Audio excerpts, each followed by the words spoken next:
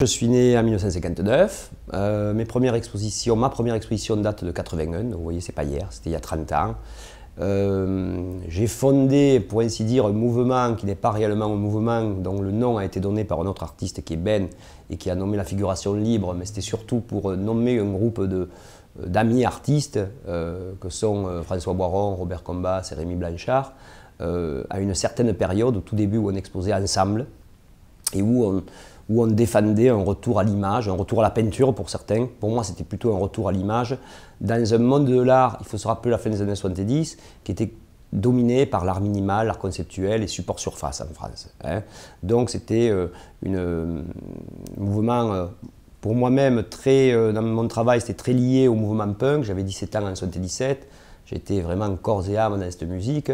N'étant pas moi-même musicien, ayant essayé pourtant, le dessin, la peinture, ça a été la chose la plus directe sur laquelle je pouvais agir. C'est vrai qu'il y a eu un certain succès à ce moment-là, même un phénomène de mode, pourrais-je dire, que j'ai payé très cher après, qui a été très fort parce qu'en même temps, dans le monde entier, il y a eu des mouvements quasiment au même moment qui prônait ce retour à la peinture. Alors c'était un retour à la peinture classique pour les Italiens, avec la Transavanguardia, un retour à la peinture plus expressionniste pour les Nouveaux Fauves en Allemagne, et une peinture liée au graffiti et à l'art des rues pour les Américains.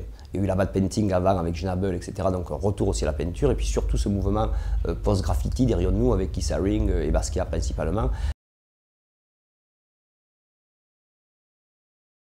Alors ça va bien sûr des images télévisuelles, des jouets, des objets, les souvenirs. Alors ça va des pratiques artisanales aux pratiques industrielles, des objets, des images inclassables que je regroupe sous le terme art modeste. Il n'y a pas d'artiste modeste, il n'y a que des objets d'art modeste, parce que l'objet devient art modeste avec le regard.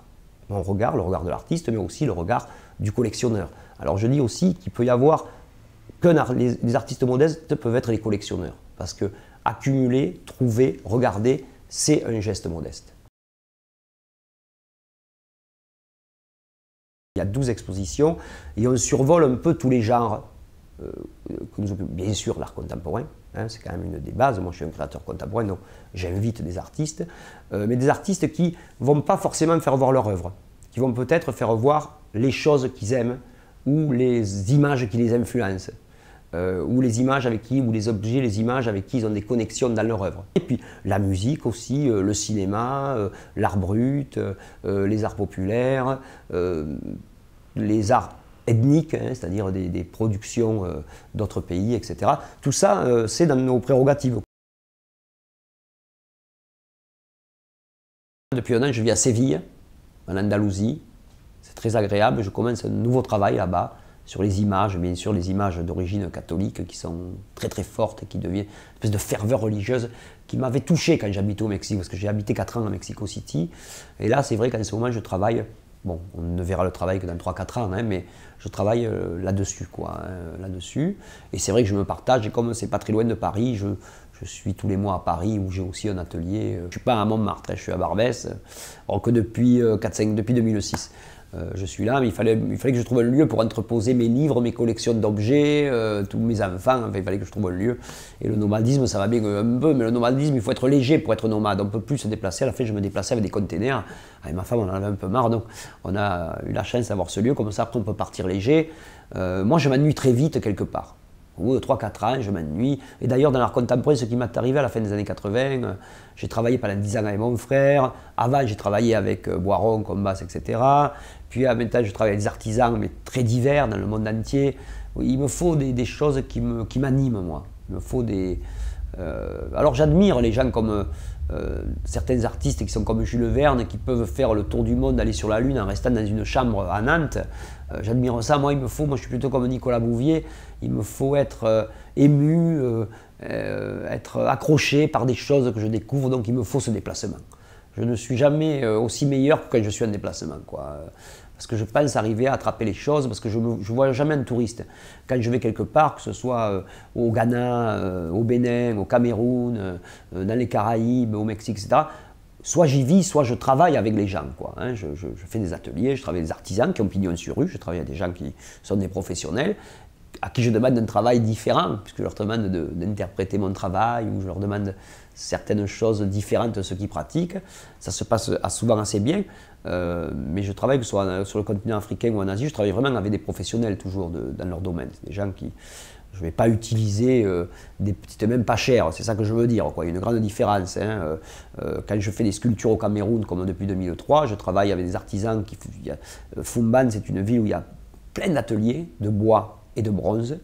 Et donc je travaille avec, et ils ne travaillent pas de la même manière le bois, ni le bronze, qui n'est pas vraiment du bronze, qui est un alliage particulier, qu'avec les fondeurs en Europe. Vous voyez, c'est surtout pour utiliser des pratiques, une espèce de saveur, quelque chose de différent, de décalé. Et surtout, j'aime bien voir, être surpris par mes œuvres quand la main de l'autre peut avoir une action dessus, quoi. Ça, c'est bon, ça ma passion. La galerie est là pour faire le travail avec les collectionneurs.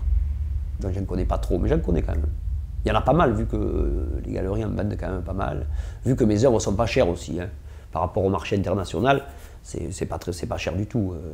Donc c'est très accessible à beaucoup. Hein. Les foires et les ventes publiques, c'est super déprimant pour un artiste. Hein. Ça, tous les artistes ont dû vous le dire, on est réduit un peu à l'état de marchandise, et c'est pas le but. Bien sûr, c'est très important. Nous, dans les années 80, ce qu'on appelle la figuration libre, on a quand même développé un marché privé qui n'existait quasiment pas à ce moment-là, hein, en France. On nous a beaucoup critiqué d'ailleurs, parce qu'il y avait beaucoup d'artistes institutionnels qui n'avaient aucun marché privé, et nous, toutes les années 80, les musées, etc., ont acheté plutôt à la fin des années 80. C'est un marché privé c'est le marché privé qui nous a soutenus, et le marché privé international. Parce que moi, je me rappelle, dans les années 80, je vendais autant aux États-Unis qu'en France. Hein. J'ai fait une exposition avec Barbara Glackstone, j'en ai fait une autre avec Tony Shafrazi, j'en ai fait une autre avec Sidney Janis, donc des galeries quand même très importantes. Mais il y avait ce phénomène de mode aussi, parallèle, qui m'a servi finalement, le graffiti, tout ça, qui était... Et les galeries ont été assez malines pour coller à ça vis-à-vis de leurs collectionneurs. Vous voyez que là, c'est vraiment un travail de galeriste, c'est pas un travail d'artiste. Un artiste ne peut pas penser, à part si c'est le centre de votre travail, comme Jeff Koons par exemple, c'est le centre de son travail. Sinon, un artiste, moi, je ne peux pas penser à quelle œuvre je vais faire pour quel collectionneur, qui va être vendu tel prix. Je n'ai pas cette formation et ça ne m'intéresse pas vraiment. Moi, ce que je veux faire, c'est arriver à faire ce que j'ai envie, à faire les croisements, l'invention, avancer intellectuellement dans mon travail, et les galeries et les collectionneurs me permettent de le faire, parce qu'ils me permettent de vivre confortablement et de pouvoir produire des œuvres. Quand je pars en Afrique, quand depuis 2003 au Cameroun, avec Jean Cesser, qui est mon collaborateur, enfin mon associé sur l'histoire, on paye quand même une douzaine de micro-ateliers, quoi, hein. Tout ça, c'est... moi, l'argent que je gagne avec la vente de mes peintures, je le mets soit en temps que je passe au Musée international des arts modestes, soit à travailler avec des artisans, à payer des artisans pour m'aider, quoi, pour m'aider techniquement sur certaines pièces, sur certaines séries.